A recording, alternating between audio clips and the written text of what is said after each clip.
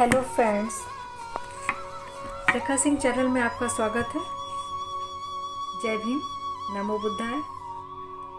मैं आपको सिद्धार्थ गौतम किस प्रकार बोधिसत्व से बुद्ध बने, पहला भाग जन्म से प्रवृत्ति तक, उनका कुल, उनके पूर्वज, उनका जन्म, अस्तित्व का आगमन, महामाया का परिनिर्माण, बचपन तथा शिक्षा, प्रारंभिक लक्षण, विवाह, पुत्र को रोकने के लिए पिता की योजना।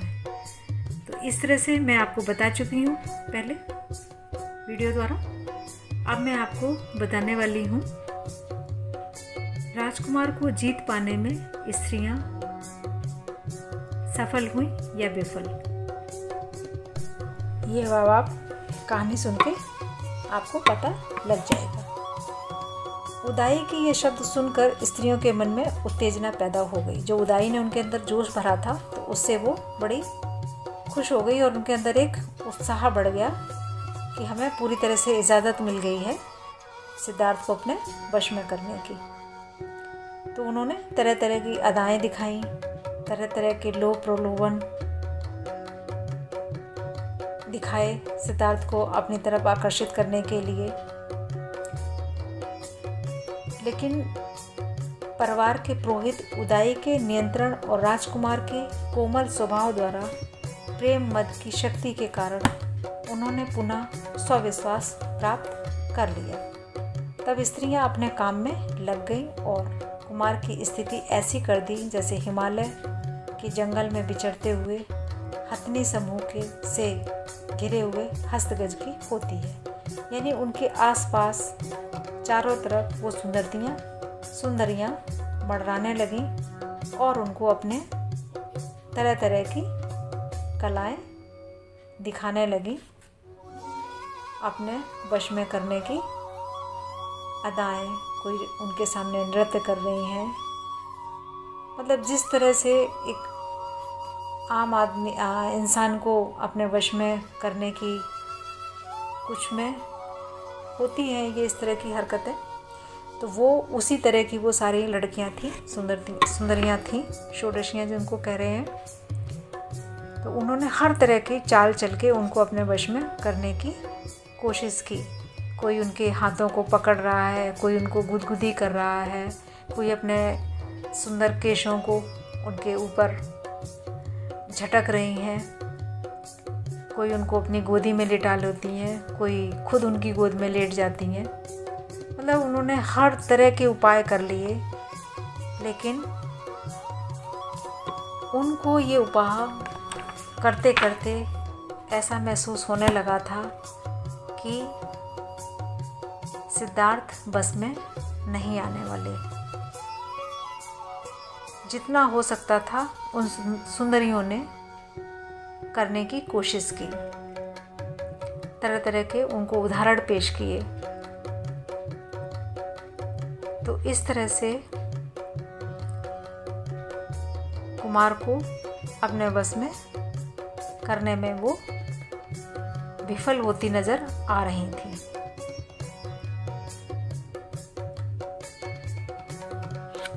अच्छा होता, वो कहती हैं, अच्छा होता यदि बसंत ऋतु में पक्षियों में पैदा होने वाले उन्माद का कुछ अंश आप में भी होता।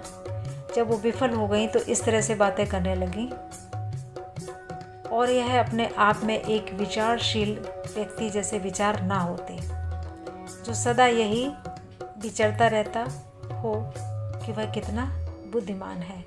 यानी जब वो विफल हो गई तो फिर वो उनके अंदर इस तरह की बातें उनको सुनाने लगीं कि उन्हें कोई बातें चुभने लगें कि आप किस तरह के इंसान हैं, जो इतनी हम सुंदर हैं, इतनी हमारे अंदर कलाएं हैं, इतने हमारे शरीर में आकर्षित करने की क्षमता है, उसके बाद भी राजकुमार हमारे बस में नहीं आ रहे हैं। तो वो कुछ खिसियाई हुई सी हो गई। तो इस तरह से वो उदाहरण पेश करने लगी तरह तरह के। तो इस प्रकार प्रेमासक्त बालाओं ने राजकुमार को हर तरह से घेरने का प्रयास किया। इतना किए जाने पर भी वह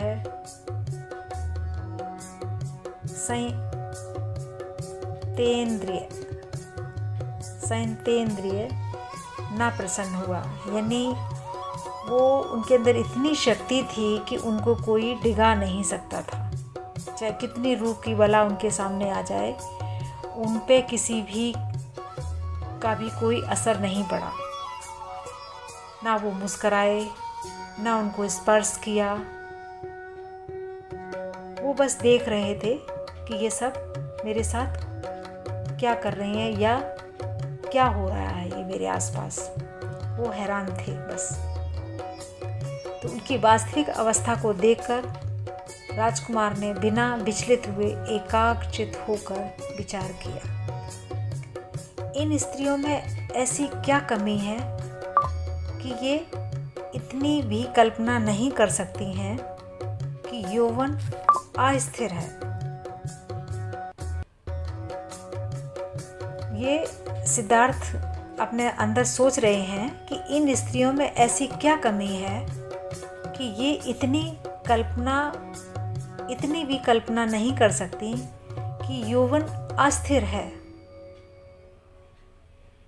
उनका जो भी सौंदर्य है, बुढ़ापा उसका नाश कर देगा। यानी ये इन सब चीज़ों को, अपनी सुंदरता, अपने शरीर की बनावट, अपने शरीर की संरचना, इन सब को इतना महत्व दे रही हैं। ये तो क्षणभर है, ये तो रुकने वाला नहीं है।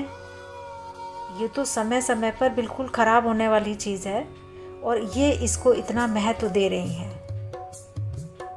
तो इस प्रकार प्रलोभन का यह क्रम बिना किसी परिणाम के महीनों वर्षों तक चलता रहा। लेकिन कुमार पर, सिद्धार्थ गौतम पर इन सब बातों का कोई भी असर नहीं पड़ा। तो इस तरह से वो सारी सुंदरियाँ, षोडशियाँ सारी राजकुमार को अपने बस में करने में असफल दिखती हुई नज़र आ रही थी। पर यह क्रम काफ़ी दिनों तक, राजा की परामर्श की वजह से काफ़ी दिनों तक चलता रहा, पर कोई भी लाभ नहीं हुआ। तो इस तरह से मैंने आपको कहानी द्वारा सिद्धार्थ गौतम के और सुंदरियों के बारे में आपको बताया कि उनको अपने मोहजाल में फंसाने के लिए क्या क्या उन्होंने किया, और वो भी उनके पिता के कहने पर। अब नेक्स्ट वीडियो में मैं आपको प्रधानमंत्री का राजकुमार को समझाना, तो ये टॉपिक मैं आपको नेक्स्ट वीडियो में बताने वाली हूँ। So thanks for watching. Please like, subscribe, share and comments. I hope आपको सिद्धार्थ गौतम की कहानी अच्छी लगी होगी और आगे ही इसी तरह से आप मेरी वीडियो में जुड़े रहें। अब नेक्स्ट वीडियो मैं आपको बताने वाली हूँ प्रधानमंत्री का राजकुमार को समझाना। So thanks for watching.